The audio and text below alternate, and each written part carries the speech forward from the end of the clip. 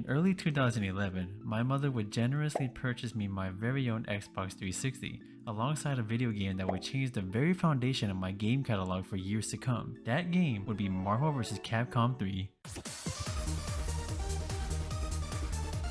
Damn, this game is so good. The gameplay was cracked, and it was the first fighting game that I took seriously. Need I mention that the game came with 36 playable characters, with some of them being the most fun to play in a fighting game ever? Well, it didn't stop there. Roughly a month later after its original release, the roster would add Jill and Shuma Gorath, each costing a whopping $5. Me being a broke ass high schooler at the time, I only had about $5 to my name, and since I wasn't a Resident Evil fan yet, I decided to go with my boy Shuma. Once the $5 were spent, I had fun. Until I realized he was complete dog water 10 minutes in. I can't believe I spent $5 on this piece of... Anyways, the point I'm trying to make here is that at the time, DLC for fighting games was still a fairly new concept. People hadn't fully gotten used to the fact that characters could be added individually and were more accustomed to expansion packs instead. Fast forward to today, and DLC is common practice in the gaming world, and fighting games are no exception. Now you got stages, costumes, and bowling. People just want more. Once gamers see all a game has to offer, they go to the next shiny thing and the cycle continues. So, when a fighting game adds cool shit, you'll see an increase in interest again. Interest. The level of it varies from game to game, but most fighting game developers have gotten the memo to keep interest levels up with additional content. Notice how I said most. Of course, there are always exceptions, and this particular exception is one of the most perplexing situations in modern fighting game history. I know. DNF Duel is not exactly the most popular fighting game right now, but I personally enjoy it. I put way too much time into the game, so yeah, even though I may not know what grass feels like, I can say with certainty that the game is fun for me. Otherwise, I just wouldn't play it. Don't want to end up like this, you know? Still, no matter where you go, you see all types of negativity surrounding the game. On YouTube, on Twitch, on Twitter, on Discord, heck, even in the game itself. The game is no stranger to getting beat down, and of course people have a lot to say about it, and the DNF Duel players never hear the end of it. It's like if you're enjoying a nice wholesome round of golf when suddenly an alligator comes in and ruins your time. Just like golf, DNF Duel suffers from people giving it a terrible rep with words like bad, dead, and boring, like Crusader mirrors. Hey, wait a minute, golf isn't boring. Oh really? Microsoft Bing, what do you think? Well, that settles it. But you just... In any case, it's rough for DNF Duel to be in this type of situation, and the extreme lack of content that the game has dealt with for nearly a year is not helping. Recently, however, there's been some developments. Let's put the criticism aside for just 1 second and nip this hate in the bud, shall we?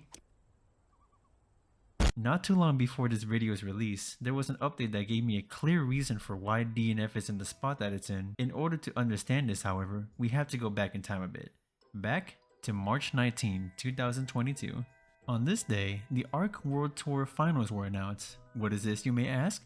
Well, AWT is a worldwide fighting game tournament which consists of top players chosen through qualifier events in various regions. In order to qualify, you would have had to win in one of two specific fighting games at any of these events.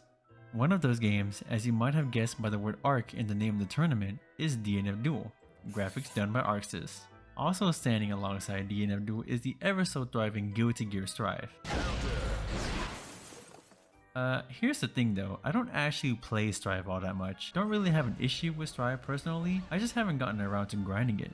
Obviously I wanted to shift my focus onto DNF because I thought it deserved some attention, and attention it did receive. We'll get to that in a bit, but right now, let's talk about what happened for AWT. Once all 8 players were qualified, it was time for them to throw down. March 11 comes around and of course, fighting game god Goichi decimates the competition very easily. No surprise there, Goichi has been picking apart the players in various other fighting games. He mains one of, if not the absolute best character in this version of DNF. Probably the easiest 50k he's ever made. Okay, so there's something I haven't mentioned yet. It was confirmed that there were going to be announcements for DNF and Strive at this event, and you know how much we love those. They are some of my favorite things for fighting games since they can truly bring the hype. No one wanted you! Once DNF Duel finals were over, it was time for Guilty Gear Strive. That's right, they decided to hold the announcements hostage until after you watch this Strive gameplay. Gotta keep that view count up, right? Okay, so 4 hours and 4 laundry loads later, it really was time. The screen cuts to black, and Of course, we already knew that Spectre was coming, and it looks like they did a really good job making her play like she did in Dungeon Fighter Online. And then they busted out a PowerPoint presentation, it seems. Like, it's almost as if this happened earlier.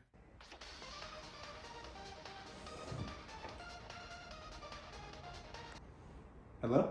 Hey, the finals are today. Do you have that thing ready? Yeah, it's basically almost done. Okay, I'll see you there. School project production aside, they also revealed the roadmap for DNF. We already knew of the season pass, but now we have an idea of the release times. Wait, coming summer 2023? You mean around the same time that Street Fighter 6 is coming out? That's something. Hey, a new stage is coming. That's pretty cool. Whatever it is, I hope it looks a lot like my dream stage. Also coming to DNF is the introduction of a cube selection. No, not that cube.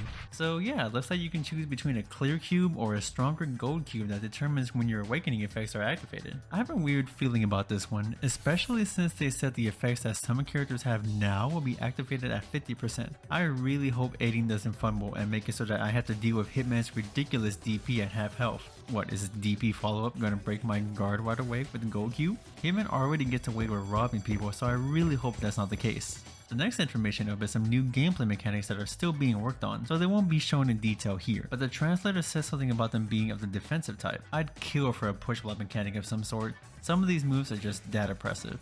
And who could forget the highly anticipated Switch release of DNF? Can't wait to play the game like this and in delayed base netcode. I'm sorry, that was too mean.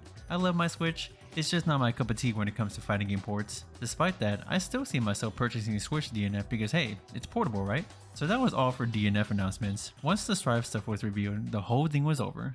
As for my thoughts, I'd be lying if I said it wasn't a little bit disappointed. Not because of the content revealed, but rather the release schedule of the characters in the season pass. We're basically getting one character per weather season, which is definitely on the slow side. Not only that, but even the marketing aspect of news is slow. Just look at DNF next to a game like Grand Blue. Not for their entire lifespans, but only the time between December 2022 to March 2023. Spectre was announced in December of last year, and then a few days later the season pass was announced. Okay, cool. Now let's look over on the Grand Blue side. Earlier this year they announced that Grand Blue was getting a huge update that includes crossplay and rollback. Days later, the first character that was part of the expansion was revealed. After that, that character's gameplay was revealed. And in all that time, the DNF Duel players were waiting and waiting until Spectre's gameplay was shown, 3 months after her original reveal date. Why is the news for DNF spread out so far apart? There's only one entity that I could blame for this, and you could figure this out yourself by booting up DNF Duel right now. Nexon, of course. Arxis only does the graphics and aiding takes care of the gameplay, but publisher Nexon calls the shots. I did a bit of research and found that Nexon doesn't exactly have the best reputation. If I had to speculate, I think DNF Duel currently has a skeleton crew and Nexon only greenlit DNF Duel to promote the already existing Dungeon Fighter, with no plan set for DLC until well after DNF was released. DNF Duel's first character is coming out almost a year after DNF's original release, way later than the first DLC and plenty other fighters. The only fighting game I could think of that took longer than DNF for their first DLC was Skullgirls, but that was due to issues within their publisher Autumn Games at the time. And I'm gonna go out on a limb and say that they are definitely not out here making 20 billion in revenue like Nexon is. It's funny too, my friend Global warned me during the beta that Nexon is terrible. I should have known from the start, honestly. Come to think of it, I remember back when DNF was first announced, it took a whole year for us to receive more gameplay after its initial trailer, so shades of Nexon's lack of transparency was shown even back then. It's the kind of company that will be on point when it comes to April Fool's posts and actual DNF news. Nevertheless, despite the fact that I'm going to be a Street Fighter 6 player by the time Spectre comes out, I'm still going to be playing DNF Duel since I like the game a lot. Sure, the release schedule was concerning, but at this point, I'm just happy that we're getting content for the game. It's nice to know that we're not being ran over as we thought we were. As for the negativity, I wouldn't worry too much about it. It takes a lot less effort for someone to hate on a game than it does to actually play it. We may not realize it, but a lot of us tend to clown on video games we don't like. I'm guilty of this myself. In my previous video, I heavily implied that Omen of Sorrow was a terrible fighting game. We just had to drop the game and play something like Omen of Sorrow, which sounds like the worst timeline to me. And yet the game got an update that featured crossplay and rollback. Even though I may not like the game, I should at least be happy for the fans knowing that their game is being supported. The fighting game community should be lifting each other up, not kicking each other down. And I don't see why DNF Duel should be treated any differently. I see a lot of passion in the community. Ever heard of Clover Clash? Over 20 successful weekly tournaments and counting, hosted by the one and only Hubert TV. Check it out if you're interested in seeing high-level DNF gameplay.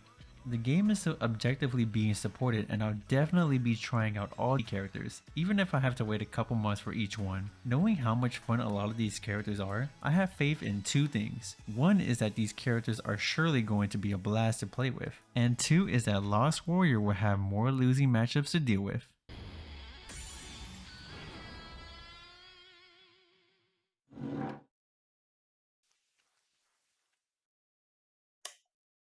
And just a little heads up, a celebration picture was posted by the official DNF Duel YouTube channel a while back, and every DFO fan should know that the cake toppers on this cake obviously means that the battle pass will contain some of the most amazing characters you'll ever see. Anyways, that's all for now. Let me know in the comments what are your thoughts on these announcements and how do you feel about the support given to DNF Duel. If you like this type of content, please be sure to subscribe for more videos as I definitely have more planned for the future. Thanks for watching and have a good one.